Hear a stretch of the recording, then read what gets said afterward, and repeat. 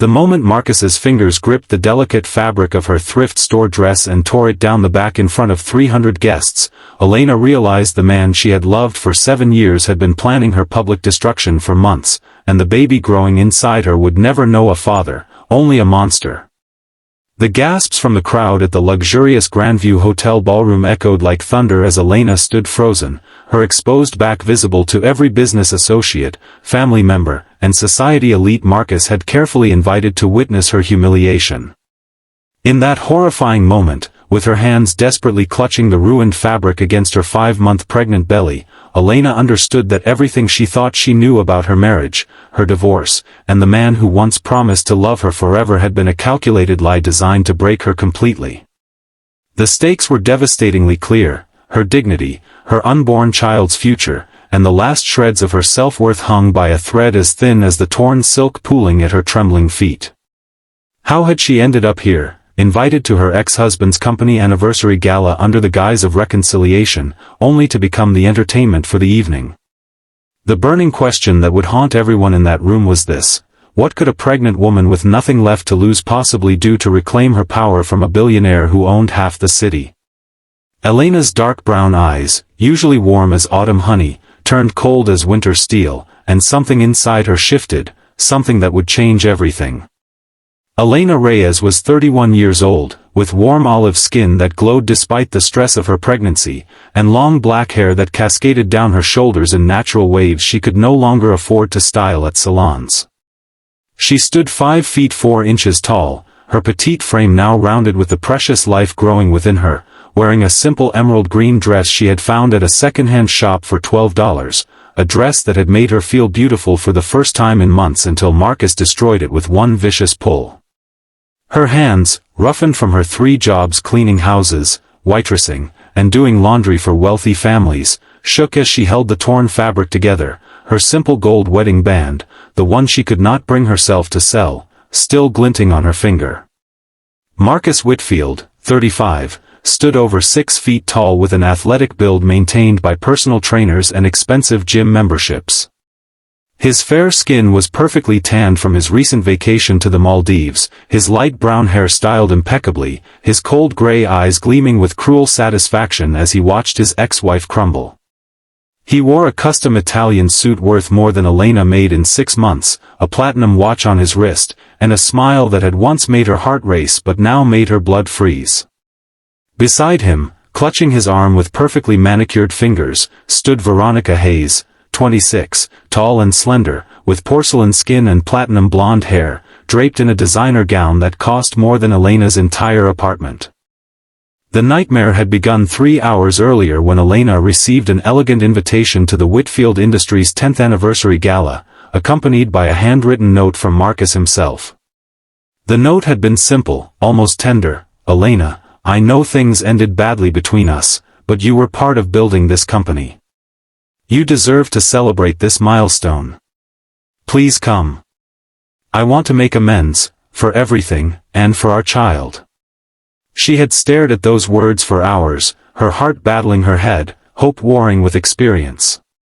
Her best friend Rosa had begged her not to go, had warned her that Marcus Whitfield never did anything without a calculated reason, but Elena had clutched that note like a lifeline. Maybe, just maybe, he had changed. Maybe he wanted to be part of their baby's life.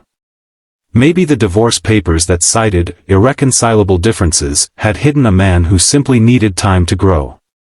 She had been so foolish. Elena remembered the early days with Marcus, back when he was just a hungry entrepreneur with a dream and a tiny office in a strip mall. She had been 24, working as an administrative assistant, when he walked into her life like a hurricane of ambition and charm. He had nothing then: a second-hand car, a cramped apartment, and a vision that seemed impossible to everyone except her. She had believed in him when no one else would. She had worked unpaid hours helping him build his business plans, had held him through nights of doubt and failure, had skipped meals so they could afford to keep the business running. When Whitfield Industries finally took off, she had cried with joy, never imagining that success would slowly poison the man she loved. The change had been gradual, like a tide receding so slowly you do not notice you are stranded until it is too late. First came the late nights at the office, then the cancelled dinners, then the cold silences that replaced their laughter. Marcus began to look at her differently, not as the partner who had built the empire alongside him, but as a reminder of the humble beginnings he wanted to forget. He started attending galas and parties without her, claiming she would not fit in with the sophisticated crowd. He criticized her clothes, her education, her simple tastes. He made her feel small, invisible, worthless. And when she discovered she was pregnant, a miracle after years of trying, she had naively believed it would bring them back together. Instead, Marcus had served her divorce papers the very day she planned to tell him about the baby. The papers had been waiting on the kitchen counter when she came home from the doctor, still clutching the ultrasound photo with trembling hands of joy. She had fallen to her knees, unable to comprehend how her world could shatter so completely in a single moment. Marcus had already moved out, already moved on, already erased 7 years of partnership as if she had never existed. His lawyers were ruthless, and without resources of her own, everything had always been in his name. Elena had walked away with nothing but her clothes and a small severance payment that barely covered 2 months of rent. She had been too ashamed to tell anyone about the pregnancy at first, terrified that Marcus would find a way to take even that from her. But now, standing in the center of the ballroom with her dress torn and her dignity in ruins, something inside Elena cracked open. Not broke, cracked open, like a seed splitting to release something that had been waiting to bloom. She looked at the sea of faces around her, some shocked, some amused, some recording on their phones, and she saw her entire future hanging in the balance. She could run, could flee into the night and hide forever from this humiliation. She could cry, could give Marcus exactly the satisfaction he craved. Or she could do something no one expected, least of all herself. Cliffhanger: what Elena did next would destroy Marcus's empire, expose his darkest secrets, and make her the most talked about woman in the city, but it would cost her something she was not sure she was willing to pay. Elena took a deep breath, released the torn fabric of her dress, and let it fall to the floor. Underneath, her simple black slip covered her modestly, and her pregnant belly, round and beautiful and full of life, was visible to everyone. The crowd gasped again, but this time, Elena did not flinch. She walked toward the main stage where Marcus stood gloating, her bare feet padding across the polished marble floor, her head held high with a dignity that no torn dress could diminish. The orchestra had stopped playing. The waiters had frozen mid-step. 300 pairs of eyes followed the petite pregnant woman as she climbed the stairs to the stage and stood directly in front of her ex-husband. "You wanted an audience for my humiliation," Elena said, her voice clear and steady despite the trembling in her chest. "So let me give them something worth watching." She turned to face the crowd, and what happened next would become legend in business circles for years to come. From a small hidden pocket in her slip, the one Rosa had insisted she sew in, just in case, Elena produced a USB drive. Such a small thing, barely larger than her thumb, but loaded with evidence she had spent 6 months secretly collecting. Financial records showing Marcus had cheated hundreds of employees out of their retirement funds. Documents proving he had stolen his original business idea from his former college roommate and paid to keep it quiet. Recordings of conversations where he bragged about bribing officials and cutting corners on safety regulations in his factories. Elena had known something was wrong for years, had stumbled upon files and overheard conversations that did not add up, and when the divorce came, she had quietly made copies of everything, not for revenge, but for insurance. She had never planned to use them. Until tonight. "I helped you build this company," Elena said, her voice carrying across the silent ballroom. "I believed in you when you had nothing.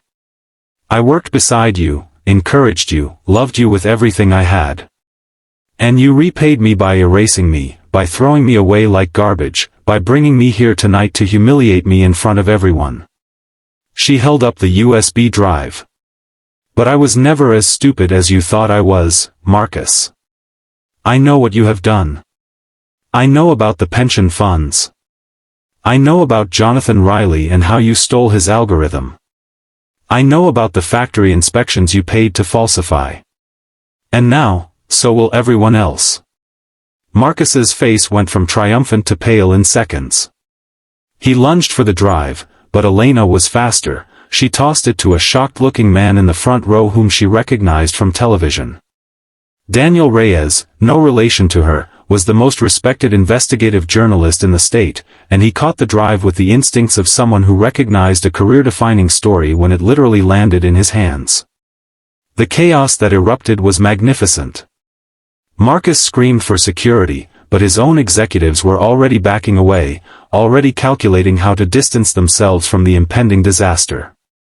Veronica fled the stage, wanting no part of the sinking ship. Lawyers reached for phones. Reporters who had been invited to cover the gala suddenly realized they had stumbled into the biggest scandal of the decade, and through it all, Elena stood calm at the center of the storm she had unleashed. She had done it. She had risked everything, her safety, her anonymity, the peaceful quiet life she had hoped to build for her baby, but she had done it. And then the first contraction hit.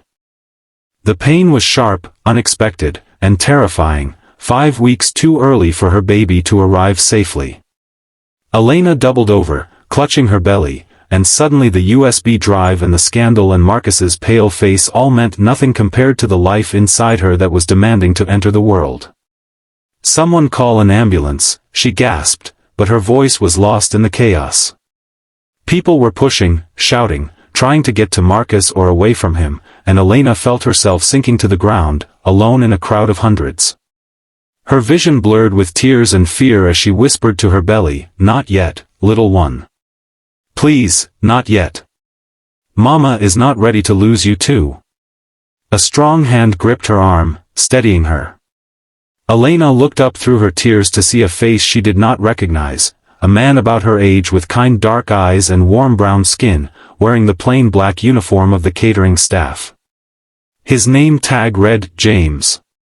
Without a word, he lifted her into his arms and began carrying her through the crowd, his voice calm and commanding as he ordered people to move, to make way, to call for help.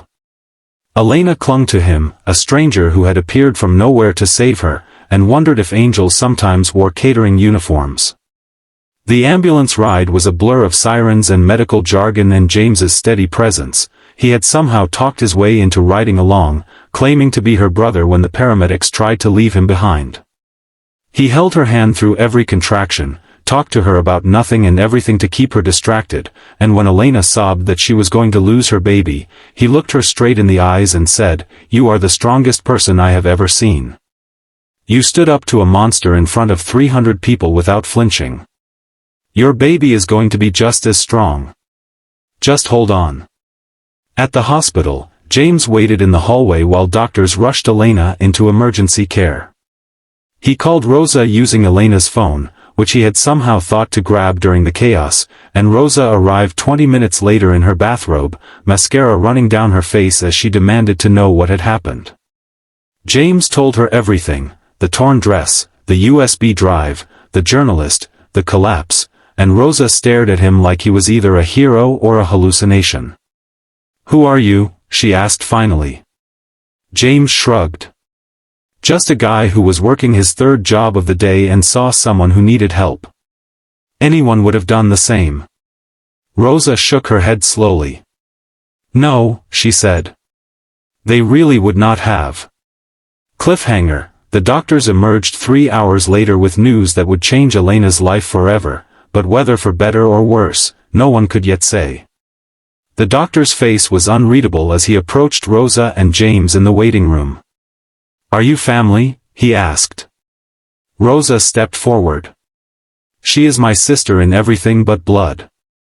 Please, tell me she is okay. Tell me the baby is okay." The doctor removed his surgical cap and sighed, and in that terrible pause, both Rosa and James felt their hearts stop. "There were complications," he said slowly.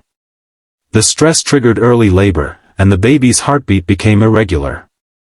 We had to perform an emergency cesarean section." Rosa grabbed James's arm, her nails digging in hard enough to leave marks. "And," she whispered. "And," the doctor continued, a small smile finally breaking through, "you can go meet your goddaughter whenever you are ready." 7 weeks early, but she is a fighter. Just like her mother. Rosa collapsed into James's arms, sobbing with relief, and James found himself blinking back tears of his own for a woman he had known less than 4 hours. They followed the doctor through the quiet hospital corridors to the NICU, where Elena lay in a bed beside a tiny incubator containing the smallest, most perfect human being James had ever seen. The baby was impossibly small, hooked up to monitors and wires, but her little chest rose and fell with steady determination, and her tiny hand was wrapped around Elena's finger through a port in the incubator. Elena looked up when they entered, her face exhausted but radiant with a joy that seemed to light up the entire room. "Rosa, meet Isabella Grace Reyes," Elena whispered. "Bella, for short. She is going to be the bravest girl the world has ever known."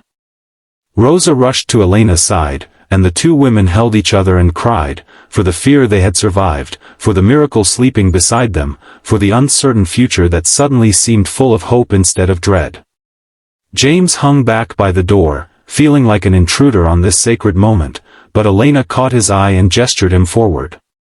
"You saved us," she said simply. "I do not even know your last name, but you saved both of us. How can I ever repay that?" James shook his head, uncomfortable with gratitude he felt he did not deserve. "I just carried you to the ambulance.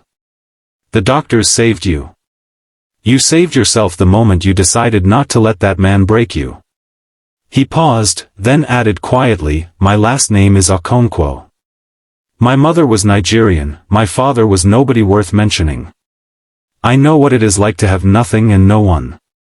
I know what it is like to fight for every scrap of dignity in a world that wants to crush you. What you did tonight, standing up there, letting everyone see you, refusing to be ashamed, that was the most courageous thing I have ever witnessed. Your daughter is lucky to have you."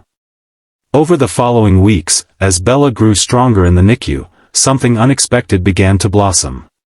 James visited every day after his shifts, bringing Elena home-cooked meals because he had noticed she was not eating properly, bringing children's books to read to Bella through the incubator glass even though she was too young to understand. He learned that Elena had grown up in foster care, that she had worked 3 jobs to put herself through community college, that she had poured every dream she had into Marcus Whitfield only to have them thrown back in her face. She learned that James was 32, that he worked as a caterer, a rideshare driver, and a weekend handyman while studying at night to become a social worker, that he had aged out of foster care at 18 with nothing but a duffel bag and a determination to help other children avoid his fate. They were 2 broken people who had every reason to be bitter, every excuse to give up, but instead they had chosen to keep building, keep hoping, keep believing that life could be more than the pain they had survived. And slowly, gently, in the quiet hours of hospital waiting rooms and late-night phone calls and shared meals eaten on plastic chairs, they began to fall in love. Meanwhile, the scandal Elena had unleashed was consuming Marcus Whitfield like a wildfire. Daniel Reyes's investigation aired as a 6-part documentary series that dominated headlines for weeks. The evidence on the USB drive was even more damning than Elena had realized. Marcus had not only stolen from his employees and cheated his business partner, he had also been systematically hiding safety violations that had resulted in 3 factory workers being seriously injured. Criminal charges were filed. Lawsuits mounted. Whitfield Industries' stock plummeted to worthlessness, and the man who had torn Elena's dress to humiliate her found himself facing decades in prison and the complete destruction of everything he had built. Elena was called to testify at multiple hearings, and each time she walked into those courtrooms with her head held high, baby Bella growing stronger at home in Rosa's capable care. She told the truth plainly and without embellishment, about the marriage, the abuse, the evidence she had gathered as protection, the gala where Marcus had finally shown the world who he truly was. Defense lawyers tried to paint her as a scorned woman seeking revenge, but her calm dignity and unshakable honesty won over judges, juries, and public opinion alike. The woman who had been thrown away like garbage became a symbol of courage, her story inspiring others who had suffered in silence to come forward with their own truths. Through it all, James was by her side. Not pushing, not demanding, just present, a steady warmth in a world that had been cold for so long. Elena found herself looking forward to his visits with an eagerness she had not felt in years, found herself laughing at his terrible jokes, found herself sharing hopes and fears she had never spoken aloud to anyone. One night, when Bella was finally healthy enough to come home from the hospital, James showed up at Elena's tiny apartment with a handmade crib he had built himself from reclaimed wood, sanded smooth and painted a soft yellow. Elena burst into tears at the sight of it, and James held her while she cried, and when she finally looked up at him with her tear-stained face, he told her the truth he had been holding back for weeks. "I know you have been through things I cannot imagine," he said softly, his hand gentle on her cheek. "I know trust does not come easy, and I know you need time to heal. But Elena, you are the most remarkable woman I have ever known. You are kind and brave and strong and beautiful, and I am not asking for anything except the chance to be here for you and Bella, for as long as you will let me. I do not want to fix you, you are not broken. I just want to walk beside you, wherever life takes us." Elena looked at this man who had appeared from nowhere on the worst night of her life, who had asked for nothing and given everything, who saw her scars as marks of survival rather than shame. She thought about Marcus, about the years she had wasted trying to earn love from someone incapable of giving it. She thought about the fear that still lived in her chest, the voice that whispered she was not worthy of happiness. And then she thought about Bella, sleeping peacefully in her new crib, and the future that stretched out before them like an unwritten story full of possibility. "I am terrified," Elena admitted. "I gave everything to someone once, and he used it to destroy me. I do not know if I can survive that again." James nodded, his eyes full of understanding. "Then we will go slow. As slow as you need. I am not going anywhere, Elena. Some things are worth waiting for." 6 months later, Marcus Whitfield was convicted on multiple counts of fraud, embezzlement, and reckless endangerment. He was sentenced to 15 years in federal prison, a fall from grace so complete that it became a cautionary tale taught in business schools. Elena did not attend the sentencing. She was busy that day, celebrating Bella's first birthday with Rosa, James, and a handful of friends who had become family. The apartment was small and the decorations were homemade and the cake was slightly lopsided, but the room was full of love, and Elena realized she had never been happier in her entire life. James had officially asked to be her partner 2 months earlier, in a proposal that was perfectly imperfect. He had planned to ask her during a sunset walk in the park, but Bella had a diaper emergency, and instead he ended up asking while they were both covered in baby mess, laughing so hard they could barely breathe. Elena had said yes without hesitation, because she had learned that real love was not about grand gestures or expensive rings or fairy tale moments. Real love was showing up, day after day, choosing each other through the messes and the mundane, building something lasting from small moments of kindness and care. They married on a sunny afternoon in Rosa's backyard, with Bella as the flower girl, toddling down the aisle in a yellow dress that matched the crib her stepfather had built her. Elena wore a simple white dress, not designer, not expensive, but beautiful because she felt beautiful wearing it. James wore a second-hand suit that fit perfectly because Rosa had spent weeks altering it. They wrote their own vows, promising not perfection but presence, not forever without struggle but forever worth fighting for. When James kissed his bride, the small crowd of loved ones cheered, and Elena felt the last frozen pieces of her heart finally thaw. 5 years later, Elena Okonkwo, she had taken James's name with pride, sat in her office at the non-profit organization she had founded, reviewing applications for the latest round of grants. The Elena Reyes Foundation for Survivors helped victims of financial abuse rebuild their lives, providing legal assistance, job training, and emergency housing for those who had lost everything to controlling partners. It had started small, funded by the settlement Elena had won when she sued Marcus for the years of emotional and financial abuse she had suffered, but it had grown into something that changed hundreds of lives every year. Elena never forgot what it felt like to have nothing, and she had dedicated her life to ensuring others did not face that darkness alone. James had finished his social work degree and now ran a foster youth support program, connecting children aging out of the system with mentors and resources to help them succeed. Together, They had adopted 2 more children, siblings who had been in the system for years and needed a home, and their little apartment had become a small, crowded house filled with chaos and laughter and love. It was not the mansion Marcus had promised her, not the luxury she had once dreamed of sharing with him, but it was hers. It was theirs. And it was enough. On the anniversary of the gala, the night that had nearly destroyed her but had instead set her free, Elena made a habit of writing a letter to her past self. She would sit in the quiet of the evening after the children were asleep, James reading beside her on the couch, and she would write to the terrified woman standing on that stage with a torn dress and a breaking heart. "Dear Elena," she wrote this year, "I know you are scared. I know you feel like everything is ending. But I need you to know that this is actually the beginning. The man who hurt you does not define you, he is just a chapter, and you are the whole book. The baby you are so afraid of losing will grow into the most magnificent little girl, with your eyes and your courage and your unstoppable spirit. And the stranger who carries you out of that ballroom? He is going to love you in ways you never imagined possible, and you are going to build a life together that makes all the pain worth surviving. Hold on, sweet girl. Your story is just getting started." Elena folded the letter and added it to the box where she kept all the others, a reminder of how far she had come and how much she had overcome. She looked over at James, who met her eyes with the same quiet love that had saved her 6 years ago, and she smiled. Not because life was perfect, it never would be, but because she had learned that perfection was not the point.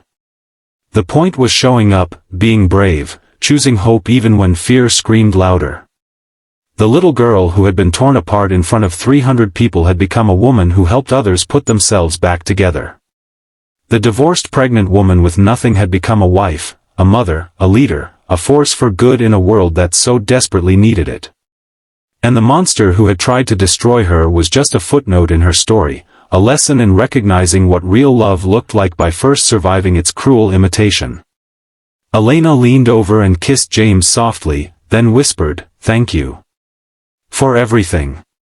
He smiled, the same smile that still made her heart skip after all these years. "Thank you for letting me stay." That night, Elena slept peacefully for the first time she could remember, surrounded by the family she had built from the ashes of the one that had been taken from her. And if you had told that broken woman on the ballroom floor that this was where her story would lead, to this abundance of love, this fullness of purpose, this quiet and perfect joy, she would not have believed you. But that was the thing about rock bottom, the only direction left to go was up. If this story touched your heart, if it reminded you that there is always hope even in the darkest moments, then hit that like button and subscribe for more life-changing stories that celebrate the resilience of the human spirit. Share this with someone who needs to hear that their broken chapter is not the end of their book. And remember, no matter what storms you are facing, your story is still being written, and the best parts might be just around the corner.